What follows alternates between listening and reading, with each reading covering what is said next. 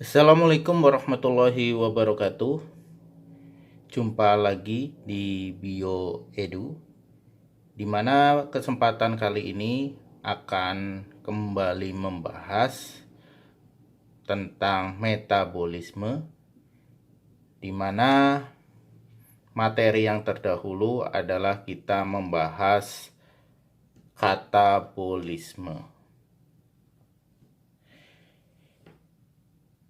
di mana metabolisme ini terdiri atas dua reaksi, yaitu katabolisme dan anabolisme. Katabolisme itu merupakan suatu reaksi perombakan senyawa kompleks atau organik menjadi senyawa sederhana atau anorganik yang menghasilkan sejumlah energi. Sedangkan anabolisme ini suatu reaksi penyusunan senyawa kompleks atau organik dari senyawa sederhana atau anorganik yang membutuhkan sejumlah energi. Pada kesempatan kali ini kita akan membahas tuntas tentang apa itu anabolisme dan bagaimana reaksi-reaksinya. Ini adalah pengertian dari anabolisme, di mana dari pengertiannya terdiri atas dua pasang kata, yaitu penyusunan dan membutuhkan. Jadi satu pasang kata ya, penyusunan dan membutuhkan sejumlah energi, atau bisa kita kenal jadi kalau membutuhkan jadi ada energi yang masuk, endoterm. Sedangkan anabolisme, contohnya apa reaksi anabolisme ini? Yaitu bila dalam reaksi tersebut membutuhkan energi berupa cahaya, maka dikenal dengan fotosintesis. Jadi ini bila membutuhkan energi berupa cahaya.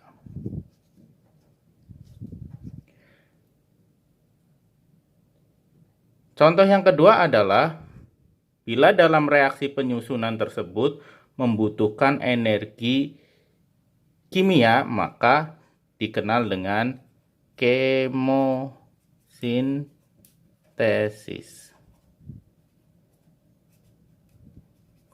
Ini bila membutuhkan energi kimia.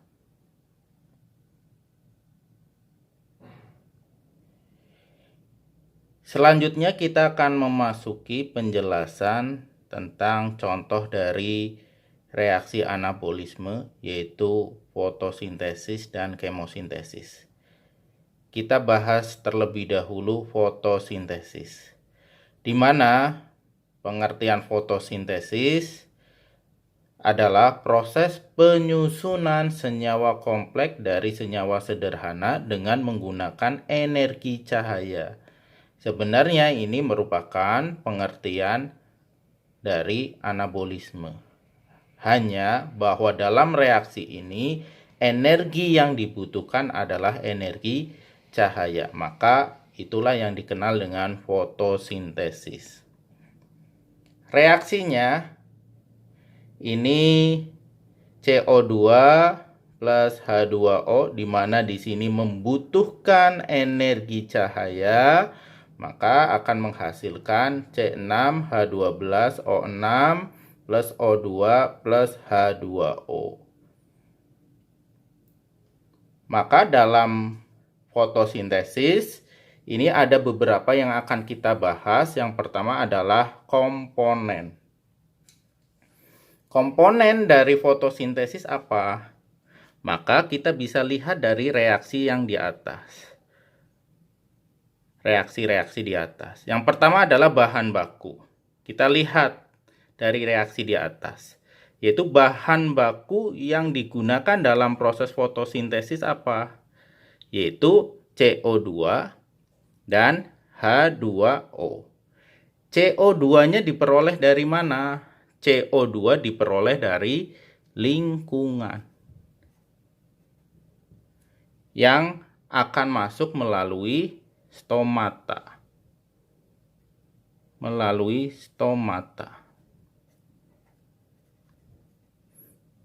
Dan ketika masuk melalui stomata pada daun, ini secara difusi. Sedangkan H2O atau air ini berada di dalam tanah. Ini melalui akar, penyerapan akar. Ini merupakan komponen yang pertama. Kemudian komponen yang kedua adalah cahaya. Cahaya ini merupakan komponen utama sebagai sumber energi. Cahaya yang digunakan ini tidak seluruh cahaya, tetapi hanya cahaya tampak yang bisa digunakan dalam proses fotosintesis. Cahaya tampak itu bagaimana? Cahaya Mejikuhibiniu. Merah, jingga, kuning, hijau, biru, nila, ungu. Ini adalah cahaya yang digunakan sebagai fotosintesis. Selanjutnya komponen ketiga yaitu pigmen.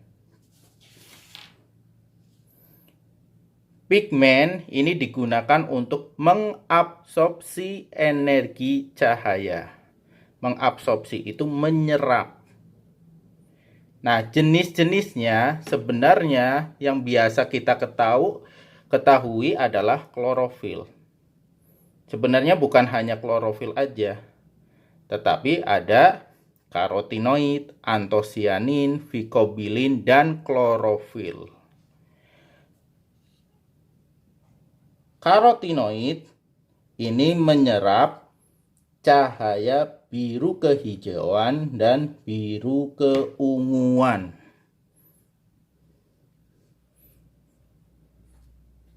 Biru kehijauan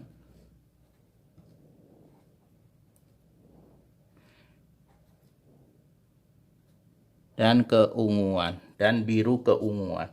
Karotinoid ini biasanya dapat diperoleh pada bunga, buah, dan sayuran. Kemudian selain karotinoid ada antosianin. Antosianin ini menyerap warna merah dan biru.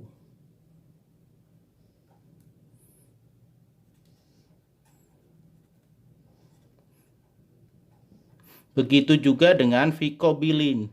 Ini merah dan biru juga. Perbedaannya di mana antara antosianin dengan vicobilin? Di mana antosianin ini biasanya banyak terdapat pada bunga, sedangkan vicobilin banyak ditemukan pada ganggang dan cyanobacteria. Pigmen yang terakhir adalah klorofil. Nah, ini adalah pigmen yang biasa kita kenal pada umumnya. Nah, klorofil itu sendiri ini ada dua, yaitu klorofil A dan B. Klorofil ini dibandingkan dengan pigmen yang lain, ini paling berperan penting. Kenapa? Karena berperan sebagai pusat reaksi fotosintesis. Dimana kalau klorofil A mampu menyerap warna merah, biru, dan ungu. Sedangkan klorofil B mampu menyerap warna biru dan oranye. Inilah kenapa yang kita kenal dalam fotosintesis pigmen yang utama adalah klorofil.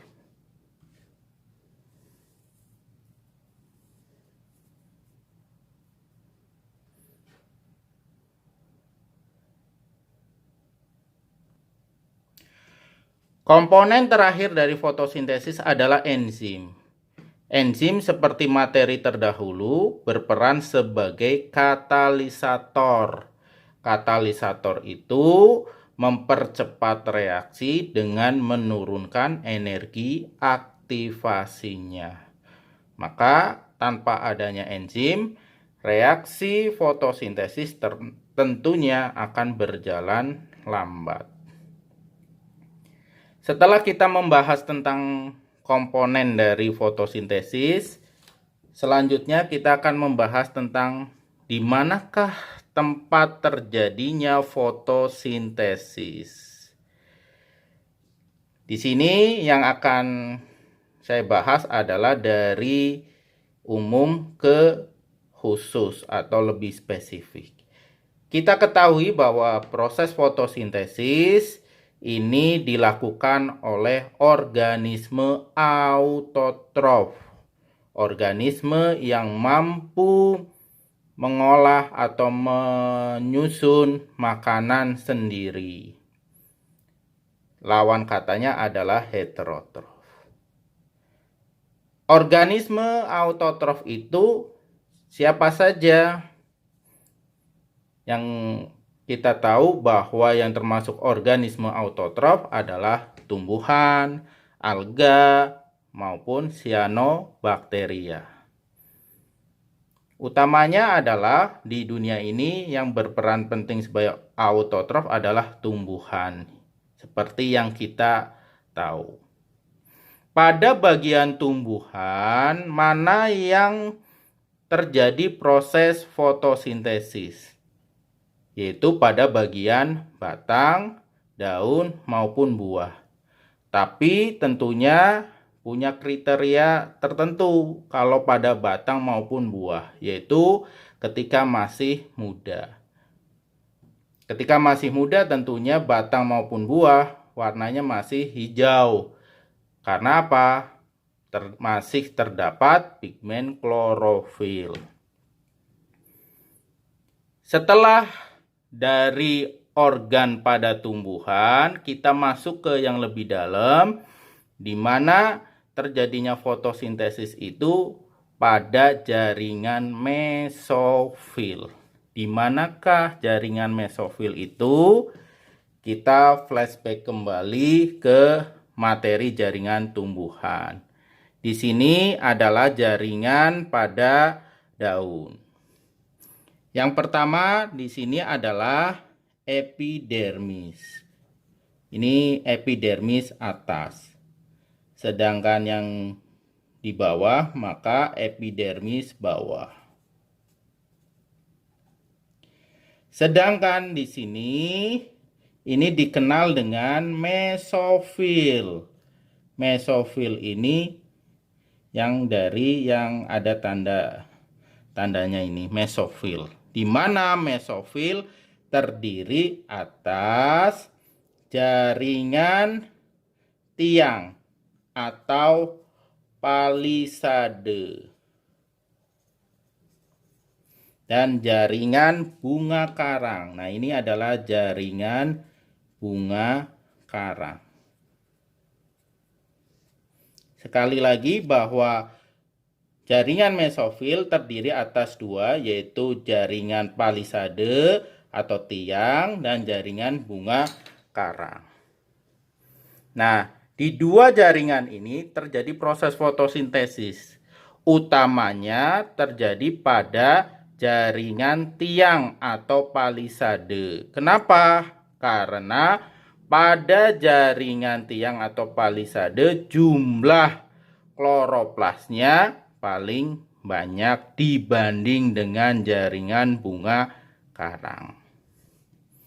Sedangkan ini adalah jaringan pengangkut. di mana kalau pengangkut ini terdapat xilem dengan floem. Ini adalah stomata. Tadi di awal sudah dijelaskan, yaitu sebagai tempat keluar masuknya CO2 maupun udara. Ini adalah jaringan mesofil strukturnya. Lebih ke dalam lagi, yaitu kloroplas. Bentuknya seperti ini bila diperbesar kloroplas, di mana kloroplas juga mempunyai dua membran. Yang ini adalah membran luar. Sedangkan ini adalah membran dalam. Nah, kemudian ada keping-keping. Nah, setiap satu keping ini, setiap kepingan ini dikenal dengan tilakoid. Sedangkan kumpulan dari kepingan ini dikenal dengan grana. Ya, jadi grana ini merupakan kumpulan dari tilakoid. Sedangkan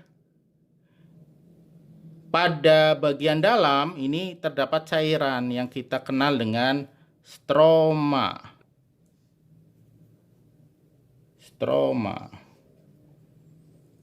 Nah, ini adalah tempat di mana terjadinya proses fotosintesis. Setelah kita membahas tentang komponen, kemudian tempat, nah sekarang kita memasuki ke reaksi fotosintesis. Di mana reaksi fotosintesis terdapat dua tahapan. Yang pertama adalah reaksi terang atau fotolisis. Yang kedua adalah reaksi gelap atau siklus Kelvin-Benson. Kita bahas terlebih dahulu tahap yang pertama, yaitu reaksi terang atau fotolisis. Di mana reaksi terang ini merupakan reaksi yang membutuhkan cahaya untuk aktivasi klorofil. Nah, kemudian selain disebut sebagai reaksi terang, juga dikenal sebagai reaksi fotolisis. Kenapa? Karena terjadi proses pemecahan molekul air. Tempatnya di mana reaksi terang ini? Tempatnya adalah di tilakoid grana.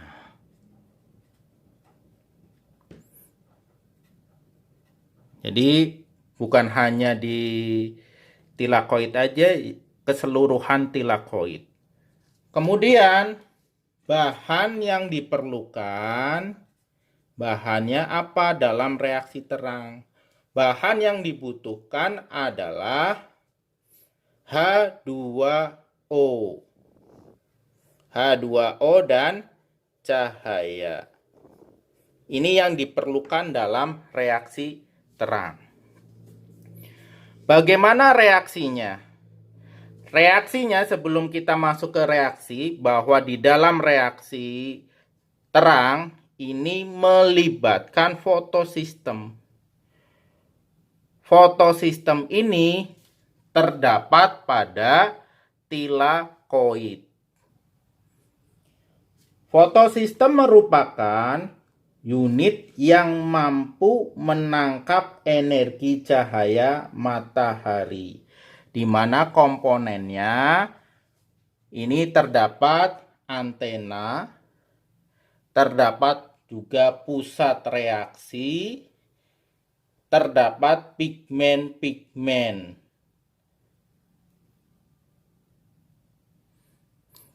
Nah, dalam pusat reaksi ini ada yang namanya akseptor primer. Sedangkan ini merupakan klorofil. Terutama adalah klorofil A. Sedangkan ini antenanya. yang bulat-bulat ini merupakan pigmen-pigmen. Jadi cahaya itu kan sebagai sumber energi, di mana sumber energi tersebut akan diabsorpsi oleh pigmen-pigmen. Maka setelah diserap oleh pigmen akan mengaktifasi energi yang terdapat di dalam pigmen. Jadi mengaktifasi elektron yang terdapat di pigmen, sehingga elektron itu akan berpindah dari satu pigmen ke pigmen yang lainnya. Menuju ke mana? Menuju ke klorofil. Jadi ini terjadi transfer elektron dari pigmen yang satu ke pigmen yang lain dan akan berkumpul di klorofil. Nah, kemudian klorofil ini akan ditransfer menuju ke akseptor primer. Nah, di mana fotosistem ini ada dua, yaitu fotosistem 1 dan fotosistem 2. Fotosistem 1 ini mampu menangkap panjang gelombang sampai dengan 700 nanometer. Sedangkan fotosistem 2 mampu menangkap panjang gelombang sampai dengan 680. Baik fotosistem 1 maupun fotosistem 2 strukturnya sama seperti ini. Selain melibatkan dua fotosistem dalam reaksi terang, juga melibatkan aliran elektron. Ada dua aliran elektronnya, yaitu fotofosforilasi siklik dan fotofosfo.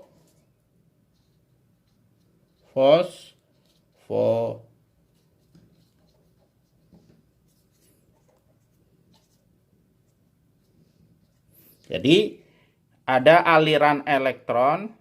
Yang pertama adalah fotofosforilasi siklik dan fotofosforilasi non-siklik. Apa itu? Nanti akan dijelaskan di reaksi berikutnya. Ini adalah reaksi terang yang lengkapnya. Di mana dalam reaksi terang tadi ini ada fotosistem 2, ini fotosistem 1. Yang pertama adalah reaksinya di mana ada cahaya matahari akan diterima oleh fotosistem 2. Di mana dari fotosistem yang tadi udah saya jelaskan di awal akan melompat-lompat dari satu pigmen ke pigmen yang lain, kemudian menuju ke pusat reaksi. Di pusat reaksi ini elektron akan ditransfer menuju ke akseptor primer. Ketika elektron udah sampai di akseptor primer, ini membutuhkan energi elektron tambahan. Untuk itu, maka akan terjadi fotolisis. Fotolisis itu di awal sudah dijelaskan, pemecahan H2O menjadi 2H plus setengah O2. Inilah fotosintesis kenapa menghasilkan O2 di sini, yaitu di reaksi fotolisis. Ketika sudah terjadi peristiwa fotolisis, maka elektron dapat melanjutkan kembali ke substrat berikutnya. Peki itu apa? Peki, plastoquinon.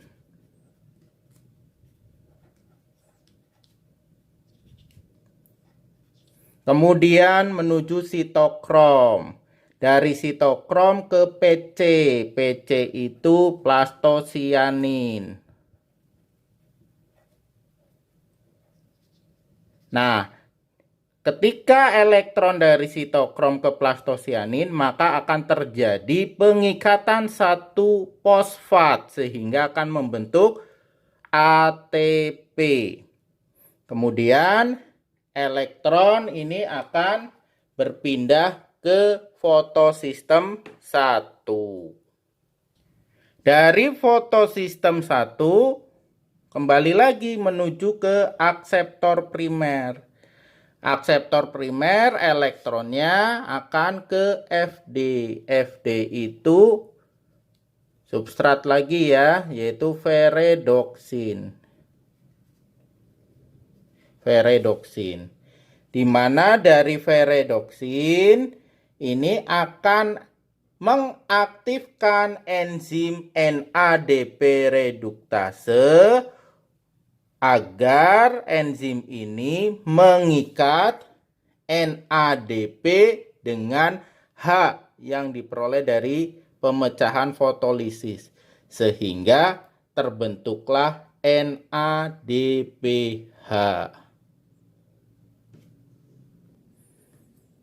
Dari reaksi ini maka hasilnya berupa apa? Hasilnya berupa ATP. Ini ATP, kemudian NADPH, dan O2. Ini adalah hasilnya.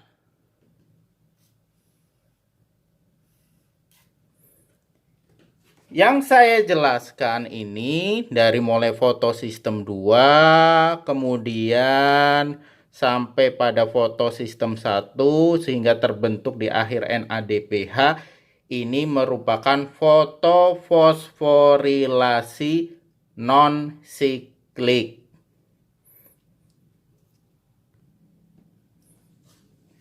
Terus bagaimanakah fotofosforilasi siklik berlangsung?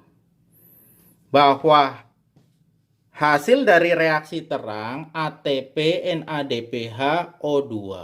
O2 ini akan dikeluarkan ke lingkungan, sedangkan ATP dan NADPH digunakan kembali untuk reaksi gelap. Dalam reaksi gelap ini membutuhkan ATP lebih banyak dibandingkan dengan NADPH. Maka untuk memperoleh ATP lebih banyak dibandingkan dengan NADPH, maka terjadilah fotofosforilasi siklik.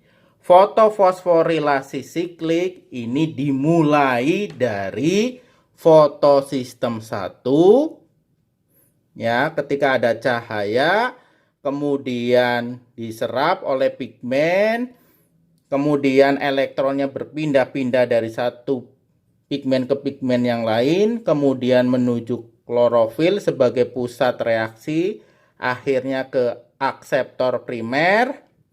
Dari akseptor primer kemudian menuju ferredoksin. Dari ferredoksin ini kemudian menuju ke sitokrom.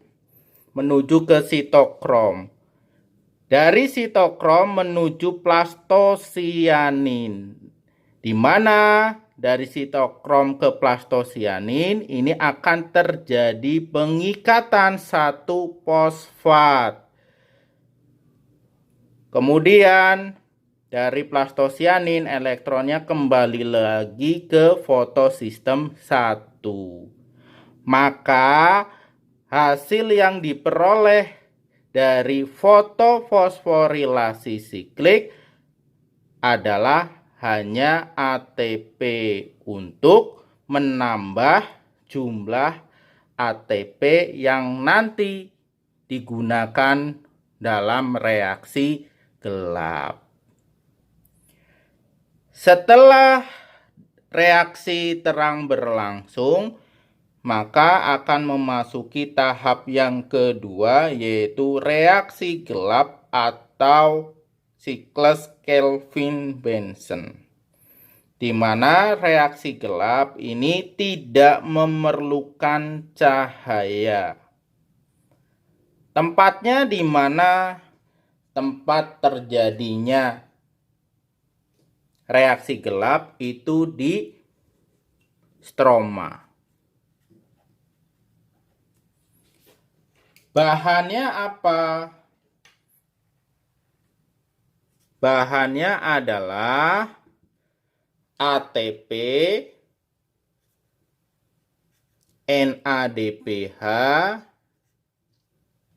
dan CO2. ATP sama NADPH ini diperoleh dari reaksi terang. Maka tanpa adanya reaksi terang, maka reaksi gelap tidak bisa berlangsung. Selain itu CO2. CO2 kan diperoleh dari lingkungan. Bagaimana reaksinya? Reaksinya ini terdiri atas 3 tahapan. Yang pertama adalah fiksasi, yang kedua adalah reduksi, yang ketiga adalah regenerasi. Bagaimana proses reaksinya? CO2 ini akan masuk ke dalam stroma, akan diikat oleh ribulosa bifosfat menjadi 3 fosfogliserat dengan bantuan enzim Rubisco. Rubisco itu ribulosa bifosfat karboksilase. Ini enzimnya. Karena terjadi pengikatan CO2 oleh ribulosa bifosfat, maka tahapan ini namanya fiksasi. Fiksasi itu pengikatan. Dari 3 fosfogliserat, maka akan menjadi 1,3 bifosfogliserat. Reaksi ini ternyata melepaskan 6 fosfat atau membutuhkan energi. Kemudian dari 1,3 bifosfogliserat menjadi gliseraldehid 3 fosfat, di mana dalam reaksi ini juga melepaskan 6 ion H, atau dalam reaksi ini membutuhkan sejumlah energi. Kenapa ini disebut sebagai reduksi? Kita lihat bahwa gliseraldehid 3 fosfat ini berjumlah 6 molekul. Dari 6 molekul ini akan terjadi pemecahan, di mana yang 5 molekul ini digunakan untuk membentuk ribulosa bifosfat kembali. Karena terjadi pembentukan ribulosa bifosfat, maka nama tahapannya adalah regenerasi. Nah, di sini juga terjadi pelepasan 3 fosfat. Nah, antara ATP dengan NADPH, maka jumlah yang lebih banyak digunakan dalam reaksi gelap adalah ATP lebih banyak dibandingkan dengan NADPH. Itulah alasan kenapa terjadi fotofosforilasi siklik. Tujuannya untuk menghasilkan ATP lebih banyak dibandingkan dengan NADPH pada reaksi terang. Lanjut. Yang satu molekul gliseraldehid 3 fosfat itulah yang akan menghasilkan amilum. Amilum atau yang kita kenal C6H12O6. Maka hasilnya adalah amilum pada tahapan reaksi gelap. Setelah kita mempelajari tahapan pada fotosintesis, kita akan masuk pada faktor-faktor yang mempengaruhi fotosintesis. Di mana yang pertama adalah intensitas cahaya. Bahwa intensitas cahaya yang terlalu tinggi maka akan meningkatkan laju fotosintesis. Tetapi bila intensitas cahayanya itu sangat tinggi, melebihi dari normal, malah akan merusak klorofil dan menyebabkan terjadinya penguapan air.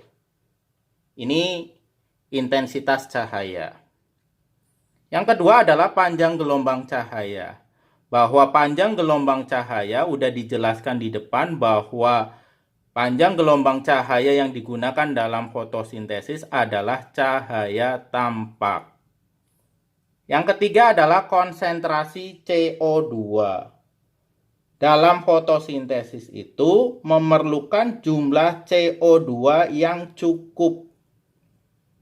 Bila CO2-nya kurang, maka intensitas fotosintesisnya akan menurun. Tapi bila CO2-nya itu terlalu tinggi, maka akan mengganggu respirasi tumbuhan. Yang keempat adalah suhu.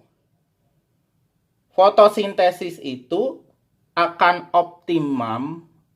optimal proses reaksinya itu berkisar pada suhu 25 derajat Celcius sampai dengan 39 derajat Celcius. Bila terlalu rendah suhunya, maka enzim-enzim yang berperan dalam fotosintesis menjadi inaktif atau tidak aktif. Tetapi misalkan kalau suhunya terlalu tinggi, ini juga akan mengganggu proses kerja dari enzim. Itu kalau suhu. Bagaimana dengan ion anorganik? Ion anorganik itu berperan dalam menyusun klorofil. Jadi ion-ion yang berperan dalam menyusun klorofil. Bila ion-ion yang menyusun klorofil itu tidak ada atau kurang, maka menyebabkan klorosis pada daun. Jadi menjadi pucat daun itu. Apa aja sih ion anorganiknya? Yaitu ada N, Cl, Fe, B, Mn, Zn, S, Cu, Mo, Mg. Kemudian yang terakhir, faktor yang mempengaruhi fotosintesis adalah zat inhibitor. Inhibitor ini materi di enzim, yaitu yang menghambat kerja enzim. Yaitu apa aja? Contohnya yaitu SO2, kemudian bisa aja herbisida yang membasmi tumbuhan liar itu juga bisa menghambat. Kemudian hujan asam itu juga bisa menghambat sebagai zat inhibitor. Kita memasuki fotorespirasi. Fotorespirasi ini adalah respirasi yang terjadi bersamaan dengan fotosintesis. Maksudnya apa? Bahwa yang tadi saya jelaskan, tahapan reaksi fotosintesis itu dalam kondisi normal.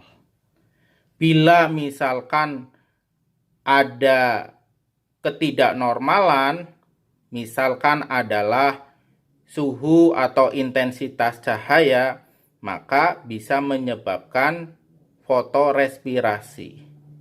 Tandanya biasanya dalam fotorespirasi itu O2 itu akan masuk ke dalam reaksi gelap sebagai pengganti CO2. Kenapa kok bisa O2 itu masuk ke dalam reaksi gelap karena konsentrasi CO2 yang dari lingkungan itu terlalu rendah atau terlalu kecil. Kenapa bisa terlalu kecil di dalam daun? Karena biasanya daun itu akan menutup stomata bila intensitas cahayanya terlalu tinggi. Ketika intensitas cahayanya terlalu tinggi, daun melakukan penutupan stomata dengan tujuan untuk mengurangi terjadinya penguapan. Maka akibatnya adalah CO2 konsentrasinya menjadi rendah dibandingkan dengan O2. Karena konsentrasi O2-nya lebih tinggi dibandingkan dengan CO2, akibatnya adalah O2 akan masuk ke dalam reaksi gelap. Nah, bila O2 yang masuk ke dalam reaksi gelap, yang terjadi adalah maka tidak akan dihasilkan glukosa atau amilum atau makanan. Jadi percuma aja. Walaupun reaksi gelap bisa berlangsung, tetapi produk atau hasilnya tidak ada. Maka lama-kelamaan tumbuhan tersebut akan mati.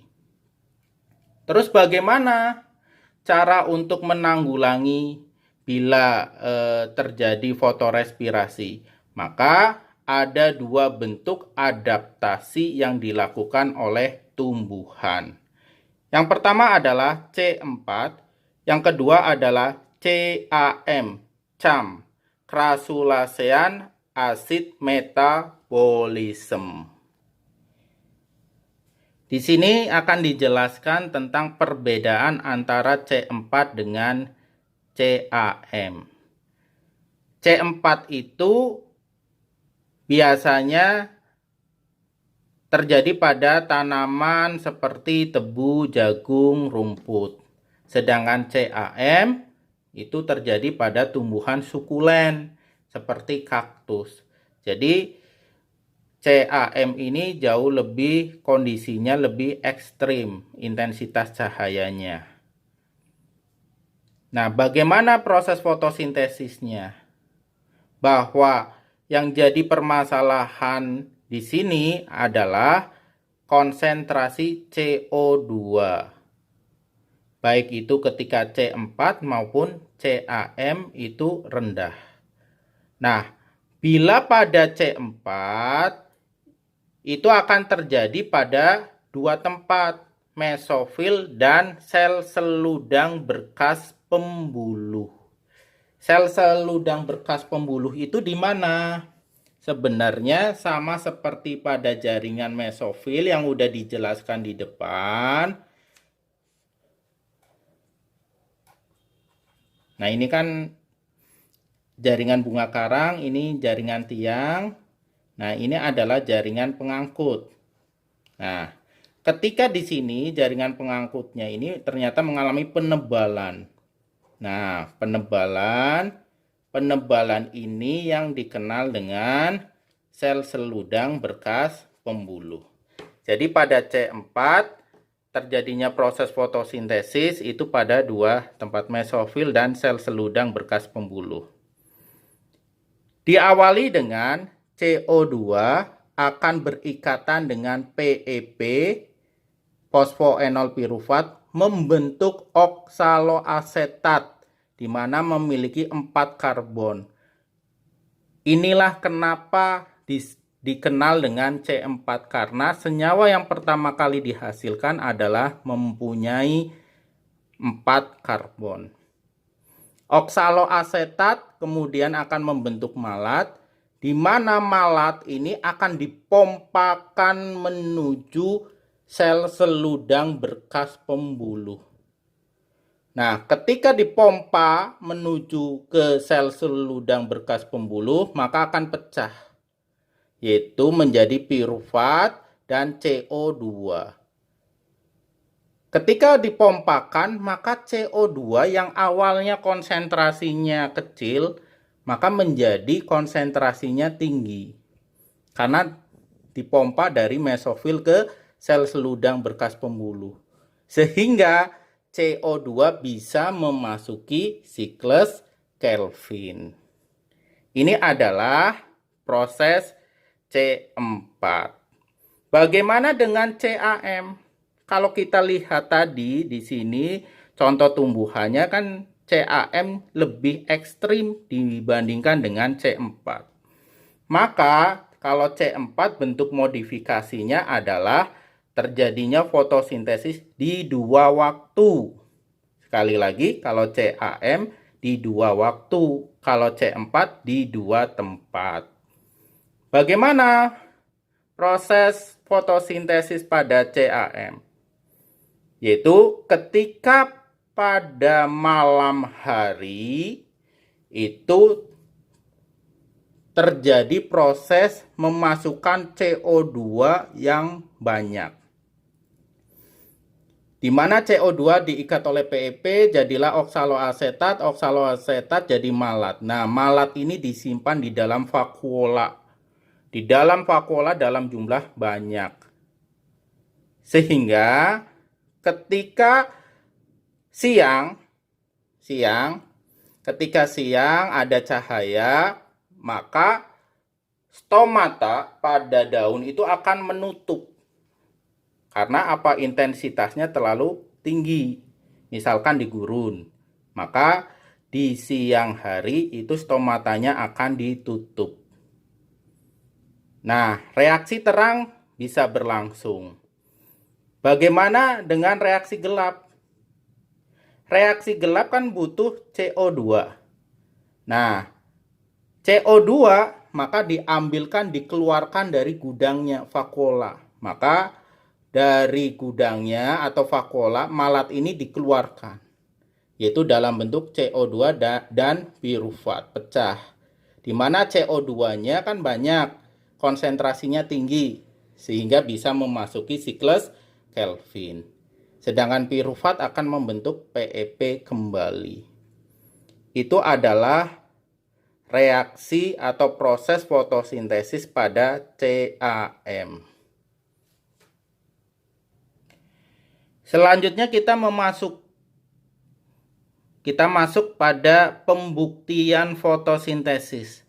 Ada 3 percobaan yang membuktikan fotosintesis. Yang pertama adalah percobaan Ingenhousz, yang kedua adalah percobaan Engelmann, dan yang ketiga adalah percobaan Sachs.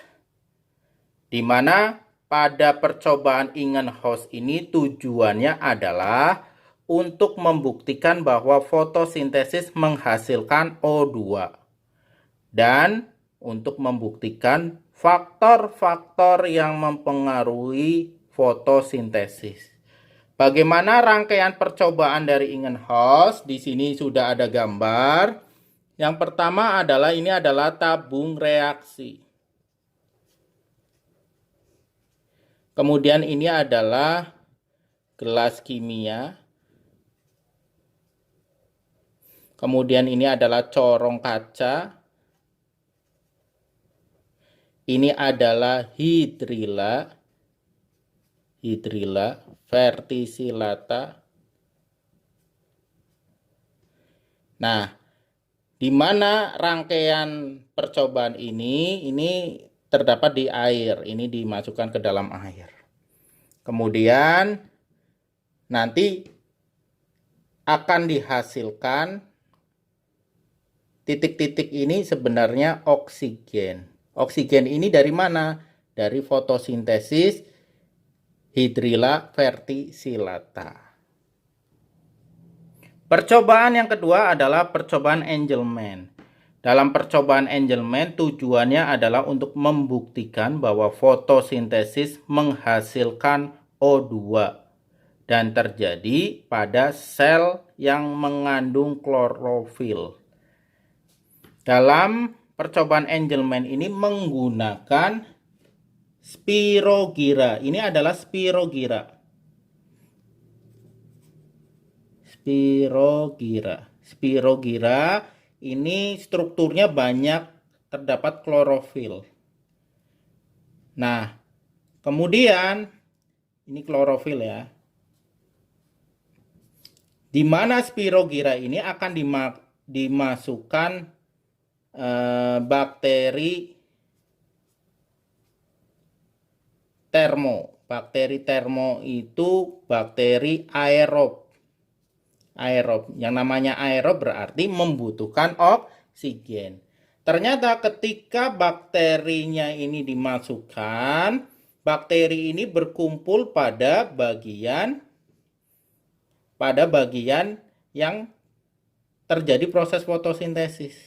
Jadi misalkan di sini adalah bakteri termonya, kenapa kok bisa ngumpul di sini? Karena di sini ada cahaya. Cahaya pada bagian sini, kalau pada bagian di sini kan tidak terkena cahaya misalkan. Maka bagian yang terkena cahaya akan terjadi proses fotosintesis. Proses fotosintesis menghasilkan O2 sehingga bakteri termonya akan berkumpul di bagian sini. Ini adalah percobaan Angelman.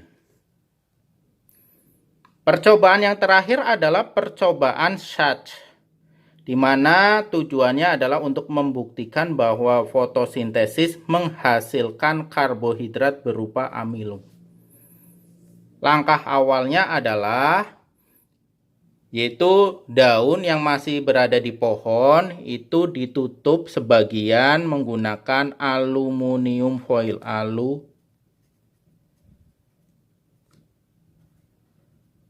Beberapa jam ini akan tertutup oleh aluminium foil. Kemudian dari daun tersebut kemudian diambil, dipetik, kemudian direbus di air mendidih.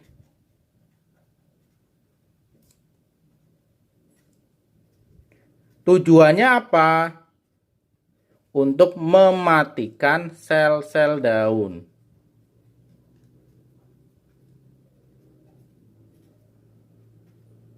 Ketika sudah mati dari daun ini, maka dimasukkan ke dalam alkohol, direbus dengan alkohol.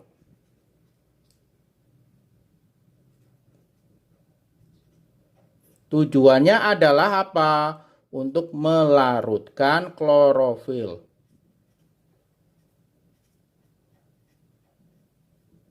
Bila udah larut, biasanya daunnya menjadi pucat ya, sudah pucat karena apa? Klorofilnya udah larut, hijau daunnya udah larut. Selanjutnya langkah terakhir adalah ditetesi dengan lugol. Ketika ditetesi dengan lugol, pada bagian sini pucat. Sedangkan pada bagian sini biru kehitaman.